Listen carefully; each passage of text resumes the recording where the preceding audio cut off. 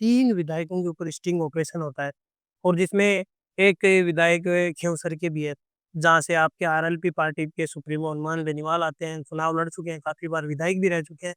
तो वहाँ के विधायक के द्वारा इतना ये करते करना, स्टिंग ऑपरेशन होना, इस तरीके से मामले की 40% का मामला सामने आना, इसको आरएलपी में काफ़ी समय से है वो एक मुद्दा उठ रहा है कि आप प्रदेशाध्यक्ष नहीं बना रहे हो, प्रदेशाध्यक्ष नहीं बना रहे हो। इसको लेकर आरएलपी में अभी कोई चर्चाएँ चल रही है क्या? तो आरएलपी के सुप्रीमो जो है हनुमान बेनीवाल, उन्होंने एक बड़ा बयान दिया और उन्होंने ये कहा कि मैं तो हरीश चौधरी का नींबू ही जोड़ दूँगा। एक बयान आ रहा है गौरी नागौरी का सामने। आपको मैं बता दूँ, आप जानते ही होंगे गौरी नागौरी को। उनका ये बयान आ रहा है कि खींवसर में उपचुनाव होने वाला है और अगर उपचुनाव हुआ तो बीजेपी से टिकट मैं लड़ूंगी और हनुमान बेनीवाल को इस बार हरा के दिखाऊंगी। होशिया विधानसभा में अभी क्या समस्याएं चल रही है? नमस्कार दोस्तों, आपका स्वागत है रोयल पत्रिका में और मैं हूं आपके साथ हरी। और आज हमारे साथ आरएलपी के एक युवा नेता स्वर्ण चौधरी हमारे साथ मौजूद है। सबसे पहले भाई साहब, तबीयत कैसी है? बिल्कुल बढ़िया। अब लगातार हम राजस्थान में कई मुद्दे हैं जिन पे हम आज इनसे बात करने वाले थे। सबसे पहले हम मुद्दा ले लेते हैं, 3 विधायकों के ऊपर स्टिंग ऑपरेशन होता है और जिसमें एक विधायक खींवसर के भी है, जहाँ से आपके आरएलपी पार्टी के सुप्रीमो हनुमान बेनीवाल आते हैं, चुनाव लड़ चुके हैं, काफ़ी बार विधायक भी रह चुके हैं।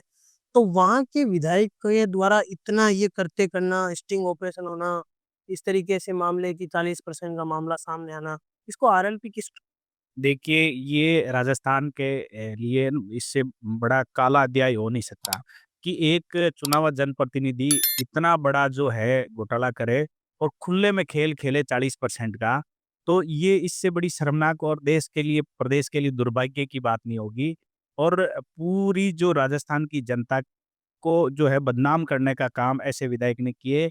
और दूसरे इनके साथ-साथ और विधायकों पे भी एक एलिगेशन, एक क्वेश्चन मार्क लगाया है कि चुने हुए जनप्रतिनिधि किस प्रकार से भ्रष्टाचार कर रहे हैं। उन्होंने खुले में 40% का जो खेल, जो क्योंकि ऐसे लोगों को कहीं न कहीं आरएलपी में जगह नहीं थी और वो आरएलपी छोड़ ही इसी इसी के लिए गया था कि उसको इस प्रकार से भ्रष्टाचार करना था। क्योंकि आरएलपी में रहते हुए आप है ना बिल्कुल भी ऐसा कोई काम नहीं कर सकते और उस आदमी को भ्रष्टाचार करना था, पैसे से मोह था, जनता की सेवा नहीं करना था और वहाँ जाके खुले में भ्रष्टाचार किया और भ्रष्टाचार पूरा देश और प्रदेश देख चुका। तो अगर हम बात करें कि आरएलपी पार्टी की आप और बात कर रहे हो, आरएलपी में काफ़ी समय से है वो एक मुद्दा उठ रहा है कि आप प्रदेशाध्यक्ष नहीं बना रहे हो, प्रदेशाध्यक्ष नहीं बना रहे हो।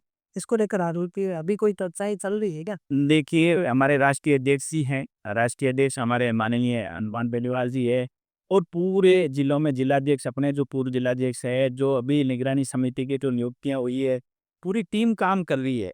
और रही बात है कि जिलाध्यक्ष के साथ-साथ प्रदेशाध्यक्ष तो वो तो घोषणा नेताजी कर देंगे, क्योंकि पार्टी में ऐसा नहीं है कि संगठन संगठन तो काम कर ही रहा है ना अपना धरातल पे और मजबूती से काम कर रहा है। कोई इस प्रकार की दिक्कत नहीं है।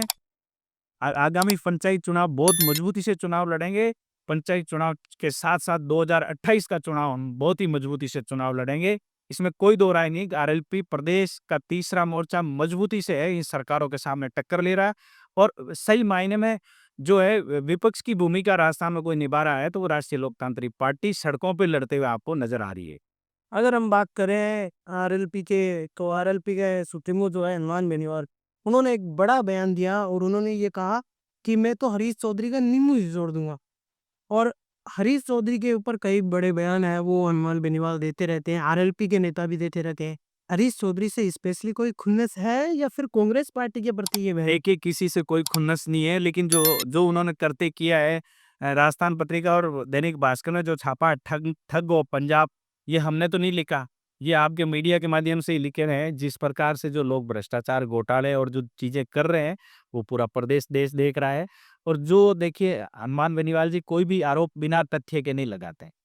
और पार्टी में हमेशा को तथ्यों के आधार पे बात होती है।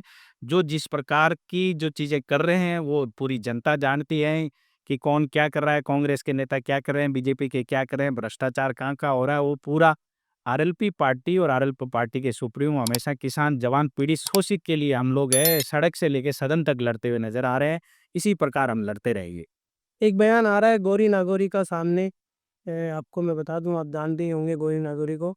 उनका ये बयान आ रहा है कि खींवसर में उपचुनाव होने वाला है और अगर उपचुनाव हुआ तो बीजेपी से टिकट मैं लड़ूँगी और हनुमान बेनीवाल को इस बार हरा के दिखाऊँगी। देखिए, ऐसे पता नहीं कौन घूमते हैं, नाचने, गाने बजाने वाले, ये है ना, इस प्रकार का कोई वहाँ वजूद नहीं है। जो किसान जवान के लिए सड़क से लेके सदन तक लड़ने वालों के सामने पता नहीं कौन-कौन आए थे चुनाव लड़ने के लिए।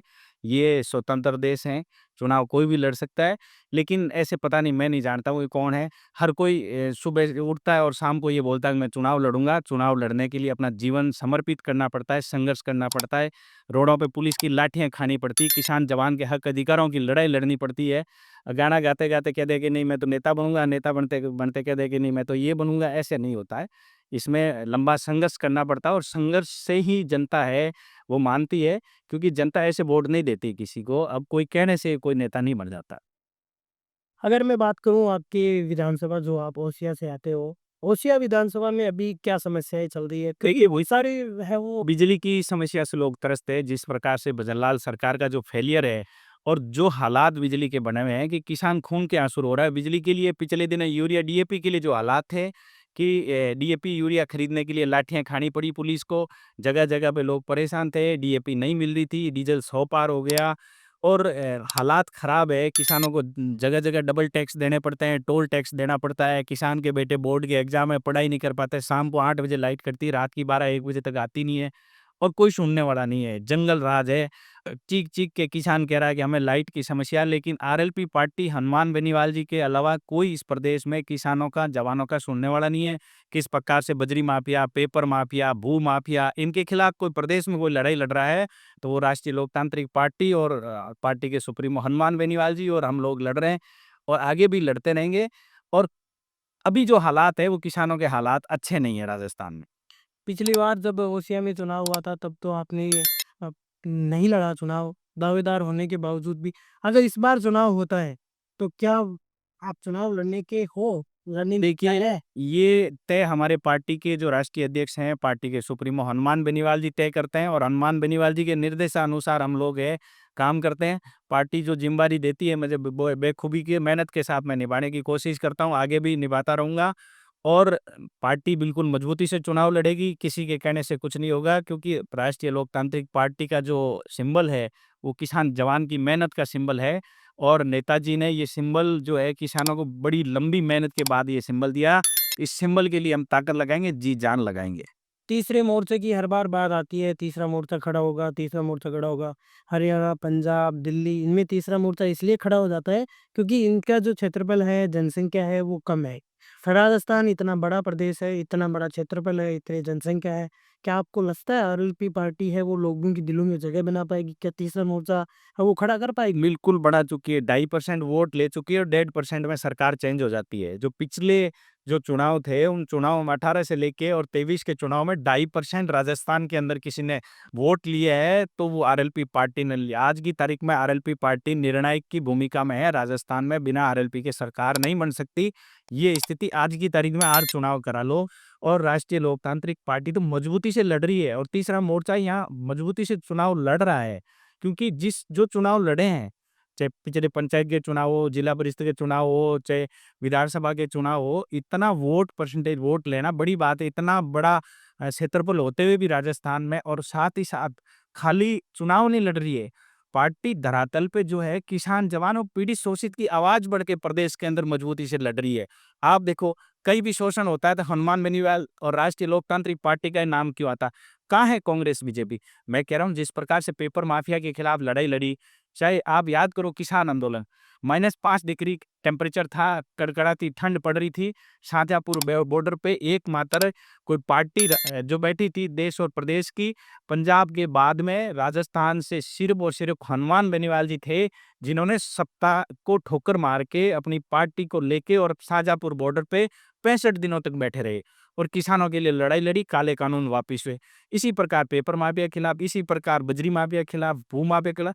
तो जहाँ-जहाँ प्रदेश के अंदर शोषण होता है, जहाँ-जहाँ पीड़ा होती है, तो लोगों के लिए कोई लड़ते हुए नज़र आ रहा है, तो वो राष्ट्रीय लोकतांत्रिक पार्टी और हनुमान बेनीवाल जी और हम लोग मजबूती से लड़ाई लड़ रहे हैं। पिछले दिनों आपने आंदोलन देखा होगा जोजरी नदी नदी बचाओ को लेके। इतना बड़ा जो पिछले कई सालों से समस्या थी, वहाँ के 2-2, 3-3 बार सीएम रह चुके हैं जोधपुर के, लेकिन वो हालात हो गए। अब जाके कहीं जाके लो जो है सरकारें चेत रही है, सिर्फ़ और सिर्फ़ ये राष्ट्रीय लोकतांत्रिक पार्टी की देन है कि इस प्रकार से मुद्दे की लड़ाई लड़के और किसान जवान के हित की बात करते हैं। टोल मुक्त राजस्थान, हर हाथ रोजगार, फ्री बिजली, हर खेत पानी, किसी कोई बात करता है तो वो राष्ट्रीय लोकतांत्रिक पार्टी है। देखिए, मैं आपको बताना चाहूँगा, लोकसभा के अंदर किसी ने देश के अंदर मुद्दा उठाया तो वो राष्ट्रीय लोकतांत्रिक पार्टी के सुप्रीमो हनुमान बेनीवाल जी थे। लोकसभा शुरू होते ही, लोकसभा पहुँचते ही जब उनको मौका मिला, मौका मिलते ही उस किसानों की आवाज़ जो प्रदेश के अंदर बुलंद करने का काम किया। टीबी के किसानों के ऊपर जो गोली लाठी बरसी थी, उस आवाज़ को देश में किसी ने बुलंद करने का काम किया तो वो शख्सियत हनुमान बेनीवाल थे। और बाकी कांग्रेस कांग्रेस के सांसद थे जिनके मुँह पे है ना चपड़ी लग गई थी, जिसके मुँह पे मुँह सील हो गए थे। कांग्रेस का एक सांसद है जो लोकसभा में अंदर नहीं बोला। हनुमान बेनीवाल जी ने पार्टी विचारधारा से ऊपर उठ के अभिमन्यु पूनिया जी के साथ जो लाठीचार्ज हुआ, वहाँ घायल हुए, जहाँ किसानों के ऊपर लाठी गोली बरसी, उसके लिए कोई प्रदेश और देश के अंदर कोई सांसद बोला तो वो शख्सियत हनुमान बेनीवाल जी थे। जी, बिल्कुल। तो ये थे हमारे साथ में सोहेल चौधरी, जो कि लगातार है वो किसानों की बात कर रहे थे, लगातार बात कर रहे थे कि आरएलपी पार्टी के विज़नरी की। धन्यवाद दोस्तों, मैं कैमरामैन जावेद के साथ हरी जयपुर।